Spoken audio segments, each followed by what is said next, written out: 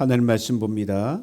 구약 시편 8편 1절에서 9절 말씀입니다. 구약 성경 시편 8편 1절에서 9절 말씀 제가 읽어드립니다. 여호와 우리 주여, 주의 이름이 온 땅에 어찌 그리 아름다운지요. 주 영광을 하늘 위에 두셨나이다. 주의 대적을 인하여 어린아이와 젖먹이의 입으로 말미암아 권능을 세우시며 이는 원수와 보수자로 잠잠케 하려 하심이니이다. 주의 손가락으로 만드신 주의 하늘과 주의 베풀어 두신 달과 별들을 내가 보오니 사람이 무엇이간데 주께서 저를 생각하시며 인자가 무엇이간데 주께서 저를 권고하시나이까. 저를 천사보다 조금 못하게 하시고 영화와 존귀로 관을 씌우셨나이다. 주의 손으로 만드신 것을 다스리게 하시고 만물을 그 발 아래 두셨으니 곧 모든 우양과 들짐승이며 공중의 새와 바다의 어족과 해로에 다니는 것이니이다. 여호와 우리 주여, 주의 이름이 온 땅에 어찌 그리 아름다운지요. 아멘. 종교개혁자 존 켈빈은 그의 기독교 강요에서 이렇게 적고 있습니다. 하나님에 대한 지식이 없이는 내게 대한 지식이 없다. 맞습니다. 하나님을 알아야 비로소 나를 알 수가 있습니다. 그것이 인간입니다. 여러분들 오늘 함께 읽은 시편 8편은 인생이 무엇인가, 내가 누구인가에 대해 총천연색 칼라로 설명해 주는 화려한 인간 선언입니다. 바로 오늘 본문이 하나님의 주신 화려한 그 우주 공간 안에 그 한가운데 연약한 인간을 두고 극적인 대비를 시켜주고 있기 때문입니다. 같은 내용이지만 시작과 끝이 똑같습니다. 살펴보면 여호와 우리 주여, 주의 이름이 온 땅이 어찌 그리 아름다운지요. 똑같은 말이 마지막 절 9절도 이어집니다. 여호와 우리 주여, 주의 이름이 온 땅에 어찌 그리 아름다운지요. 다윗은 하나님 주신 대자연을 보면서 내가 진정 누구인가, 사람이 무엇인가를 진지하게 묻고 있습니다. 여러분, 내가 키가 크냐 작으냐는 어떻게 알 수 있습니까? 비교해 보면 알 수가 있어요. 나보다 작은 사람과 서 있으면 내가 커 보입니다. 나보다 큰 사람과 서 있으면 내가 작아 보입니다. 돈이 많다 적다를 어떻게 구분할 수 있습니까? 이것도 더 있는 사람과 덜 있는 사람이 같이 있으면 내가 돈이 많다 적다가 구분이 됩니다. 바로 다윗이 자신이 누구인지를 지금 자기의 눈에 들어오는 감당할 수 없는 하나님 주신 대자연의 그 신비와 웅장함, 그 위험에 비춰보면서 절실히 깨닫고 있습니다. 다윗이 지금 경험하고 있는 이 상황은 시간적으로 캄캄한 밤입니다. 달이 보입니다. 별이 반짝반짝 빛납니다. 밤은 어떤 시간입니까? 우리가 볼 수 있는 것과 볼 수 없는 것이 극명하게 대조되는 시간입니다. 할 수 있는 것과 할 수 없는 것이 확실하게 구분되는 시간이 밤 시간입니다. 오래전 유스그룹 사역자로 섬기면서 아리조나주의 인디안 보호구역으로 선교를 갔다 온 적이 있습니다. 그때 가는 길에 40분도를 타가 끝없이 달려갑니다. 칠흑같이 어두운 밤길을 달리는데 제 헤드라이트와 그냥 그 외에는 아무것도 보이지 않아요. 그래서 전방 몇 미터밖에 보이지 않는 시야가 제한된 속에서 끊임없이 달려갑니다. 휴식을 취하게 잠시 차에서 내렸는데 오고 가는 차도 뜸해서 그냥 편안하게 아무 위험 없이 제 주변을 보면서 살필 수가 있어요. 캄캄한 그런 사방이었습니다. 순간 하늘을 올려다 보니까 수많은 별들이 꽉 차서 막 그냥 비처럼 제게 쏟아져 내리는 것 같았습니다. 달도 저 주평선 저 끝에 걸쳐있던 터라 어두운 하늘에 별빛은 유난히 밝았습니다.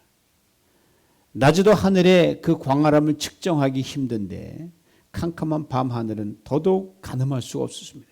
하늘과 닿아 있는지 어디가든지 분간이 되지 않았습니다. 그냥 제가 우주의 티끌이 되어서 빨려 들어가는 그런 기분이었어요. 순간 내가 얼마나 작은 존재인지, 내 존재가 과연 어떠한지를 실감할 수가 있었습니다. 그래서 그대로 바람만 강하게 불면 나는 어두운 밤 하늘 속에 영영 끌려 들어가서 사라져버리고 마는 그런 잊혀진 존재가 될 것이다 라는 생각이 문득 들어왔습니다. 그 순간 전도서의 말씀이 제 뇌를 스쳤습니다. 전도서 9장 5절 말씀 현대인의 성경을 읽어드립니다.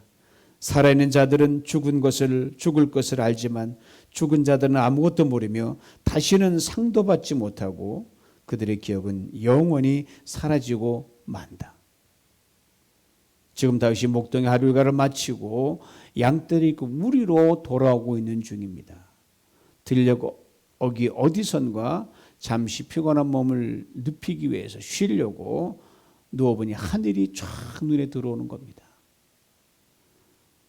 저처럼 하늘을 보고 별을 보고 저 수평선 거들떠 있는 달을 봅니다. 그리고 느끼고 전율하면서 고백했던 상황이 바로 이것입니다. 그 앞에 한없이 작아진 자기 자신을 발견하게 됩니다.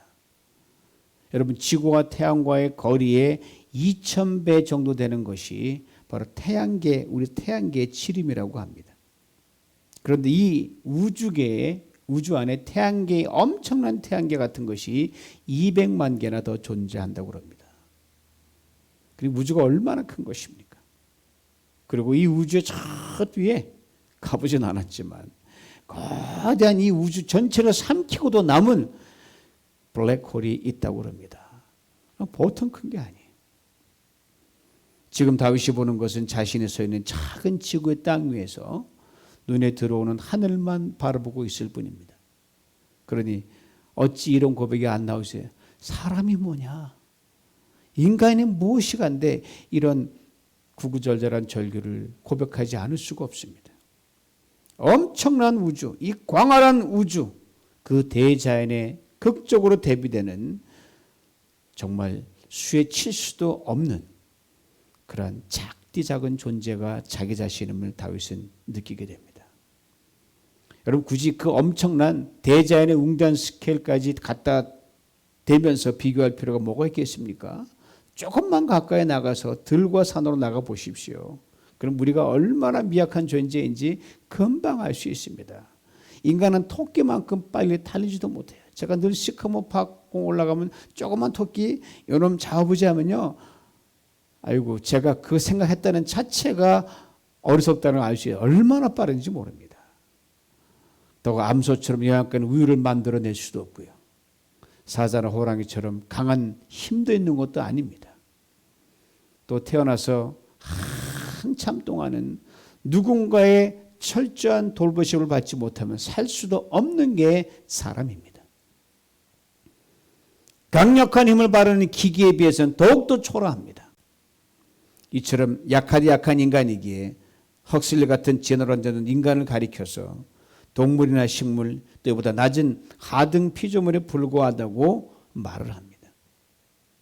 만들어진 인간의 모습만 본다고 하면 제너럴자가 아니라 할지라도 하나님만의 하늘과 달과 별들과 비교해 보면요, 인간은 분명 모세의 고백처럼 먼지와 티끌에 불과합니다. 아침에 피었다가 저녁에 시들어버리는 들의 풀과 같은 신세가 사람입니다.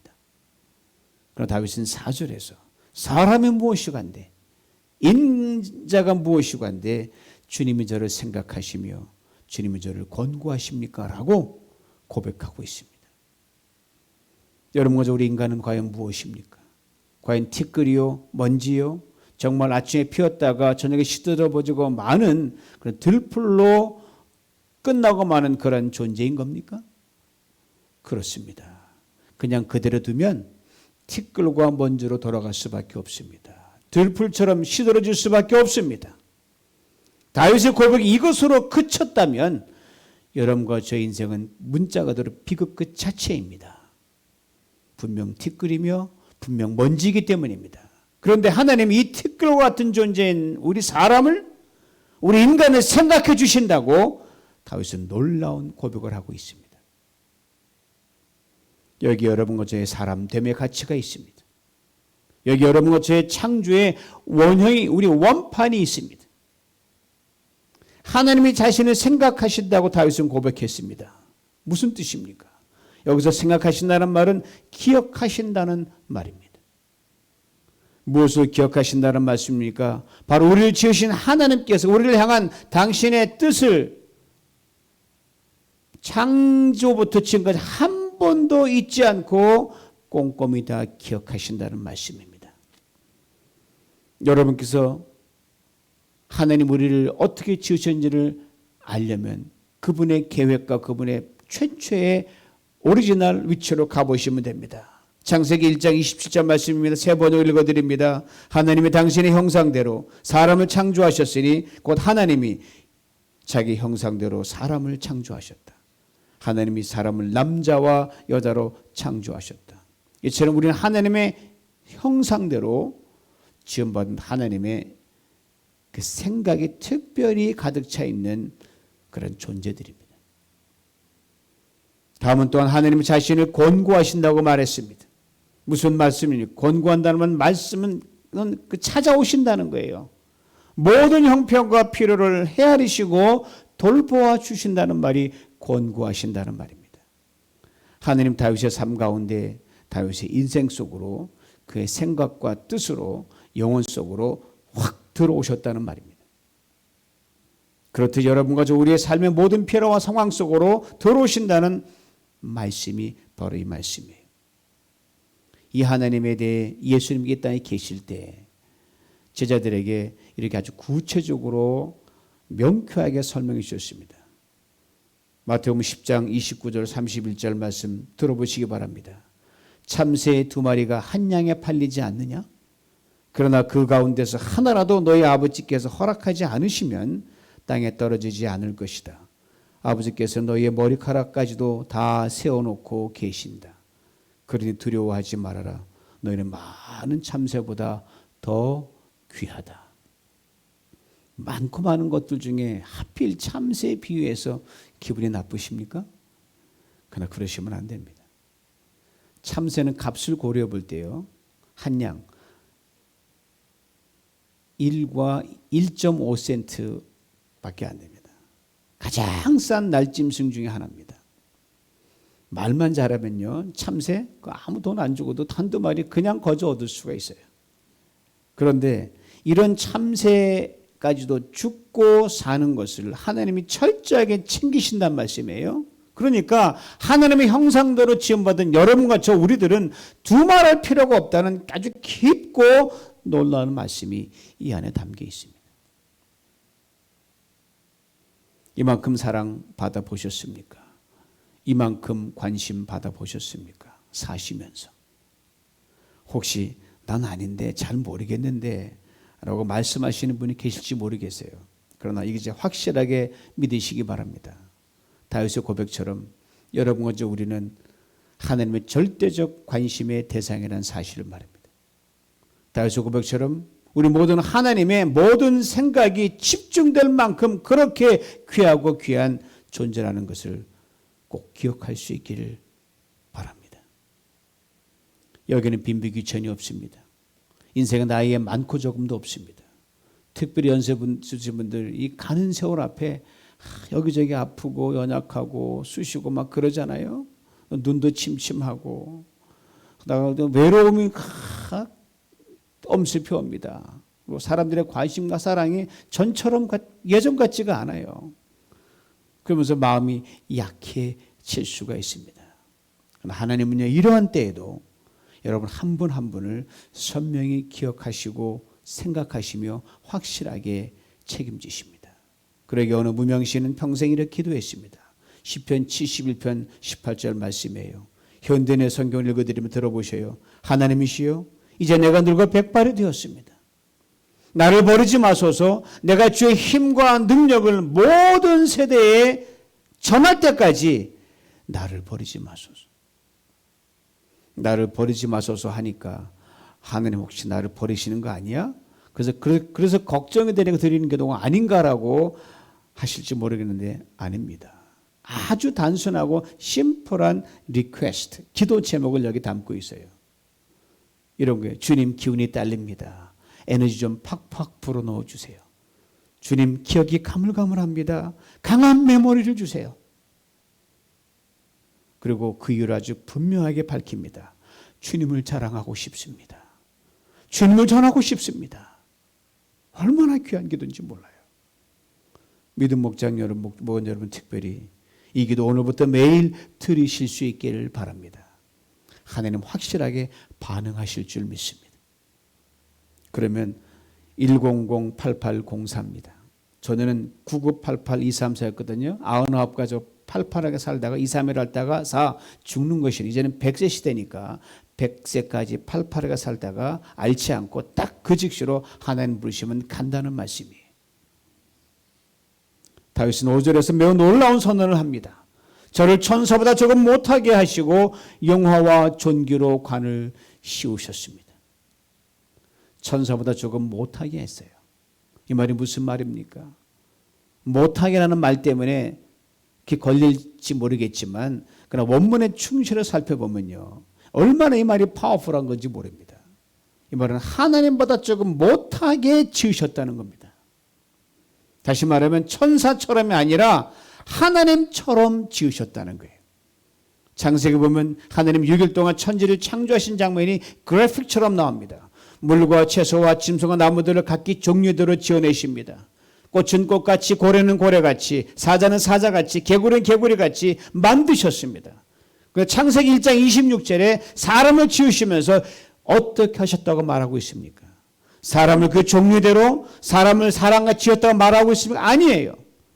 사람을 지으시되 우리의 형상대로 하나님의 형상대로 in our image, in our likeness 라고 그렇게 분명하게 밝히고 있습니다.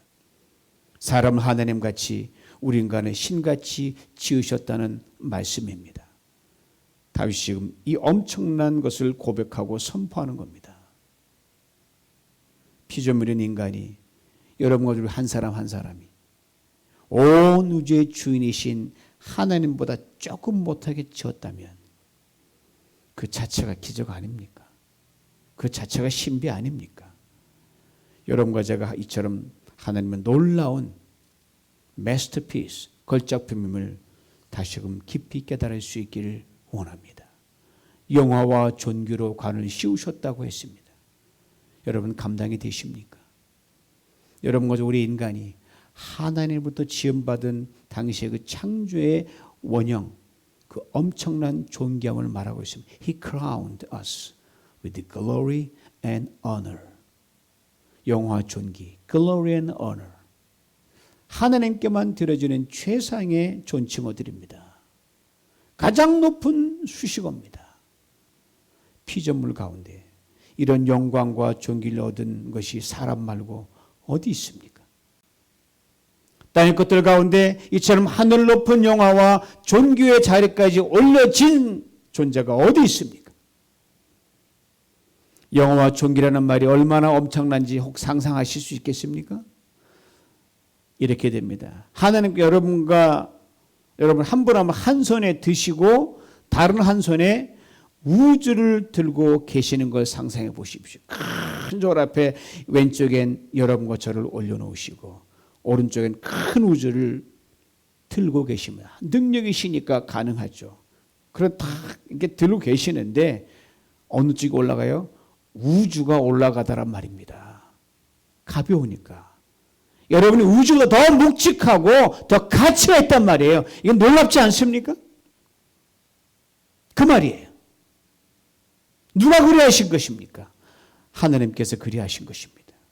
어떻게 하신 것입니까? 당신의 형상, 당신의 모습대로 하나님처럼 자기의 모습 그대로 지으신 것입니다. 그러므로 여러분과 저는 하나님처럼 생각하고 하나님처럼 말하고 하나님처럼 듣고 하나님처럼 살도록 지원받은 신의 형상을 담은 귀한 존재란 말입니다.